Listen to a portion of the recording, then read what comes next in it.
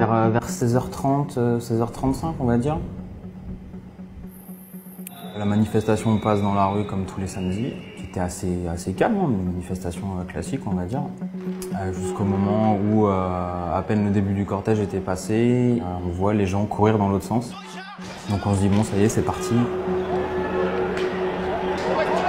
Nous parlons de cet homme blessé lors d'une manifestation à Bordeaux samedi dernier. Il a vraisemblablement été visé par un tir de LBD. L'homme s'écroule dans la rue. Le visage en sang, Olivier, 47 ans, pompier volontaire, est pris en charge par des soigneurs bénévoles. Ce soir encore, il est placé en coma artificiel. Le 12 janvier 2019 à Bordeaux, Olivier Béziade est gravement blessé à la tête. Son nom s'ajoute à la liste des centaines de blessés, notamment répertoriés par le journaliste David Dufresne, depuis le début du mouvement des Gilets jaunes. Dans de nombreux cas, il s'agit de blessures graves, parfois de mutilations, que les victimes porteront à vie. Depuis le début de la mobilisation pourtant, le gouvernement n'a cessé de défendre l'utilisation des armes dites de force intermédiaire, notamment celle du LBD 40. L'usage du LBD est strictement encadré pour faire face aux émeutiers, pour se défendre contre ceux qui les attaquent. Les forces de l'ordre en ont besoin. Mais qu'en est-il d'Olivier Béziade? Le tir qui l'a visé correspondait-il à une situation de défense? Pour comprendre ce qu'il s'est passé, nous avons analysé des centaines de photos et vidéos documentant la manifestation des Gilets jaunes ce jour-là. Nous sommes allés à Bordeaux pour interroger plus d'une dizaine de témoins clés de ces événements. Notre enquête révèle comment Olivier Béziade a été la cible d'un tir de LBD 40 dans la tête alors qu'il ne présentait aucune menace, mais aussi d'un jet de grenade de désencerclement non autorisé. Elle montre comment les forces de l'ordre font parfois usage d'armes dangereuses, sans respecter les principes de nécessité et de proportionnalité.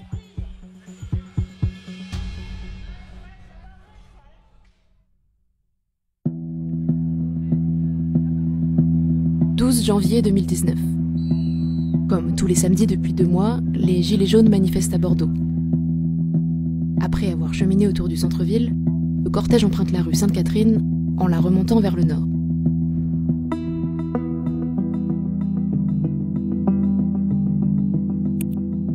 Le 12 janvier, comme tous les samedis, je couvrais la manifestation des Gilets jaunes. Il n'y avait ni provocation particulière, ni d'échauffourée, quelle qu'elle soit. C'était calme et assez bon esprit. Pour la première fois ce jour-là, Olivier Béziade est dans le cortège, aux côtés de sa femme. Mais je revendiquais mon droit de gagner plus, pour dépenser plus et de pouvoir faire vivre ma famille correctement. Parce que la vie devient de plus en plus chère. Et malgré un bon salaire, eh bien à la fin du mois, c'est très très difficile.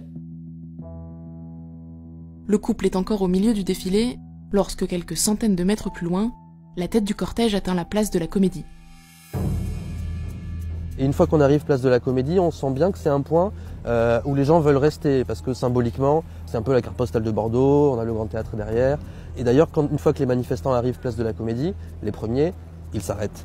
Et ils attendent que le reste de la manifestation les rejoigne. Durant quelques minutes, la tête du cortège, composée de plusieurs centaines de manifestants, s'immobilise devant le Grand Théâtre. Au même moment, à l'ouest de la place, un cordon de force de l'ordre bloque l'accès aux cours de l'intendance. C'est alors qu'au moins un manifestant lance un projectile dans leur direction.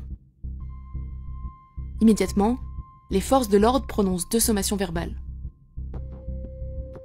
Dispersez-vous, nous allons faire usage de la force, 2 fois. Et une fois que la 2e sommation est effectuée, les premières lacrymos partent et la place se vide. Pendant que le gaz lacrymogène envahit les lieux, une partie des manifestants se disperse par le nord de la place de la Comédie et par le cours du Château Rouge, à l'est. Tandis que les autres rebroussent chemin sur la rue Sainte-Catherine, où le reste du cortège est toujours en train de progresser. Tout le monde s'est arrêté, il y a eu un petit mouvement de panique où les gens se demandaient un peu ce qui se passait. Certains ont hésité à partir dans d'autres rues adjacentes. Alors qu'ils arrivent au bout de la rue Sainte-Catherine, Olivier et Cindy Béziade se retrouvent pris dans le mouvement de retraite. Dans la panique, Cindy Béziade fuit l'agitation avec un groupe de manifestants en empruntant une rue perpendiculaire. Olivier Béziade s'arrête quant à lui au croisement de la rue Sainte-Catherine et de la rue de la Maison Dorade, au niveau d'une boutique Apple. Un mois plus tôt, lors de l'acte 4 des Gilets jaunes, la boutique avait fait l'objet de dégradations et de pillages, pour lesquels plusieurs personnes avaient été condamnées. Selon la préfecture de Bordeaux, le 12 janvier, ce sont de nouvelles tentatives de dégradation sur le magasin qui ont déclenché l'intervention des forces de l'ordre quelques minutes plus tard. Aucune des 9 personnes que nous avons interrogées, à l'intérieur et à l'extérieur du magasin, n'a toutefois été témoin de tentatives de dégradation à ce moment-là. Robert Roussel, un journaliste à la retraite, est l'un d'entre eux. J'ai lu effectivement des papiers disant que les commerçants locaux avaient appelé la police car ils parlaient de dégradation des magasins locaux. Pas du tout. On voit bien dans le début de la séquence, quand j'approche de ce lieu où il y a le rassemblement, on voit que la foule est compacte, mais il n'y a pas de mouvement de destruction. Grâce aux images qu'il nous a fournies et à celles de plusieurs autres reporters, nous avons pu constituer une séquence continue des événements qui vont suivre, jusqu'à l'évacuation d'Olivier Béziade par les pompiers. Elle débute peu de temps après la dispersion de la place de la Comédie, 58 secondes avant la charge des forces de l'ordre.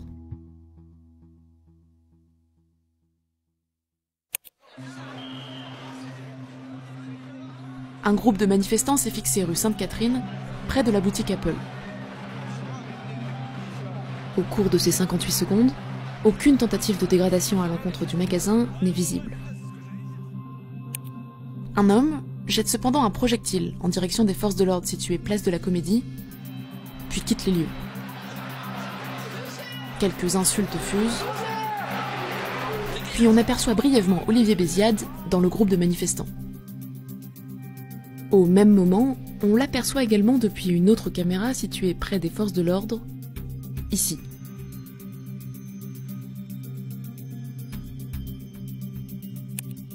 « 12 secondes plus tard, celle-ci lance une charge rue Sainte-Catherine.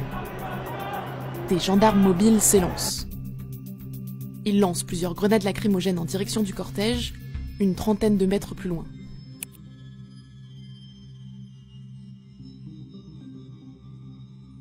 Mais très vite, ce sont des agents de la BAC qui prennent les devants et tirent à plusieurs reprises au LBD en direction du cortège.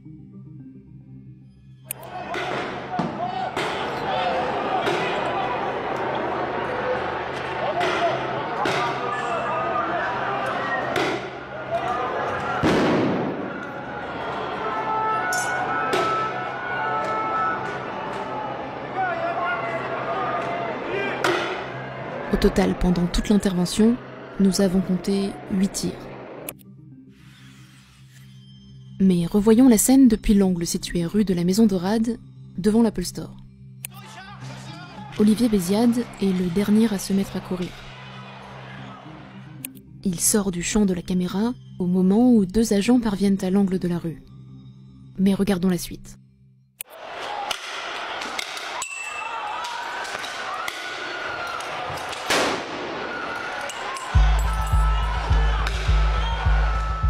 Olivier Béziade a-t-il été touché par un tir de LBD 40 ? Par une grenade ? A-t-il tout simplement trébuché ? Et surtout, a-t-il adopté un comportement menaçant pouvant justifier une telle intervention ?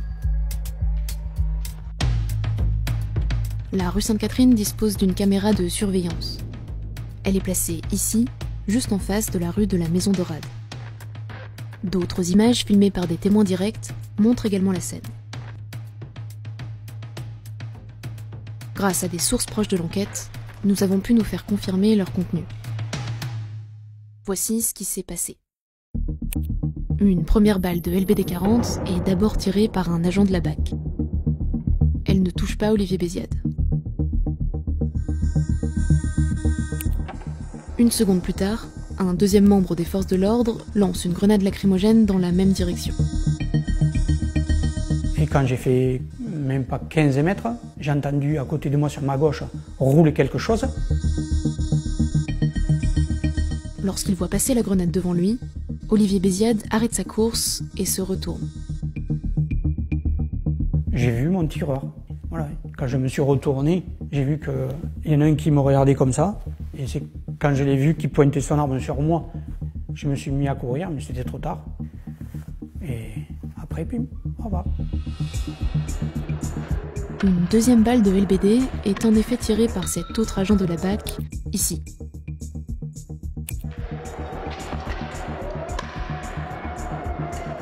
On distingue mieux le tir depuis le deuxième angle de caméra, rue Sainte-Catherine.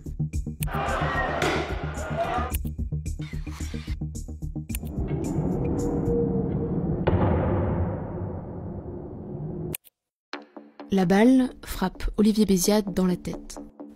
Je l'avais pris dans la tête, et j'ai voulu mettre les mains parce que je voyais que je tombais, et mes mains n'ont pas bougé. Et là, je suis tombé de ma pleine hauteur sur le sol, comme ça.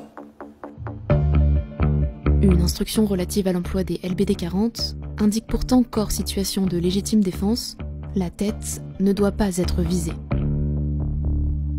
Mais la charge n'est pas terminée. Quasiment simultanément à ce second tir, un quatrième policier jette cette fois une grenade de désencerclement.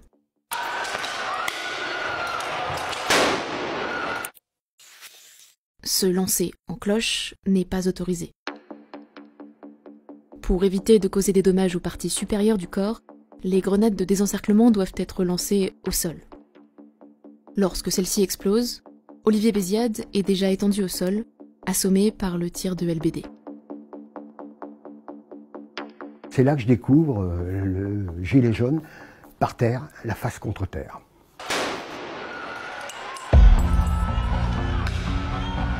Je dis c'est pas possible. Une seconde, j'ai pensé qu'il pouvait être mort.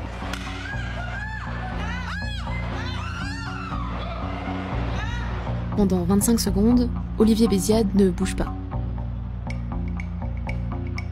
Alors que des commerçants viennent lui porter secours, il est sonné et perd du sang. Les gens demandent alors à l'équipe de police qui n'a pas bougé rue Sainte-Catherine d'appeler les secours. L'un d'entre eux leur répond. Appelez-les-vous, nous on peut pas.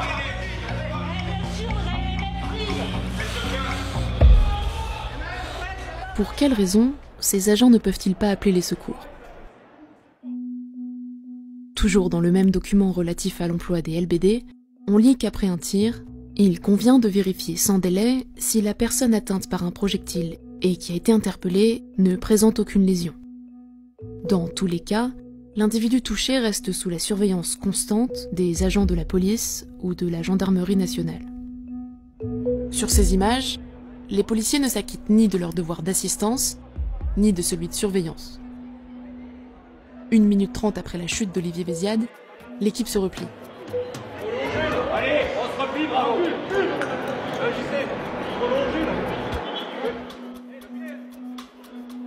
Ce n'est qu'après leur départ que des street medics, des soigneurs bénévoles qui opèrent dans les manifestations, arrivent sur place.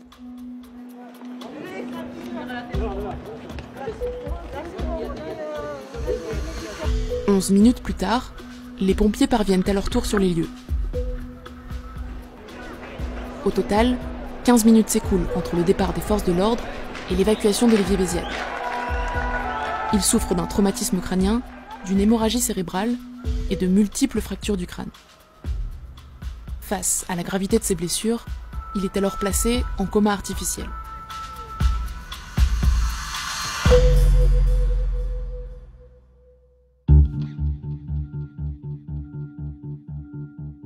Le 14 janvier 2019, l'IGPN, la police des polices, a été saisie des faits. Mais 9 mois plus tard, aucune conclusion ni sanction n'a pour l'instant été prononcée. Après 90 jours d'incapacité temporaire totale de travail, Olivier Béziade continue de subir les séquelles de ses blessures. Il souffre notamment d'hémiplégie.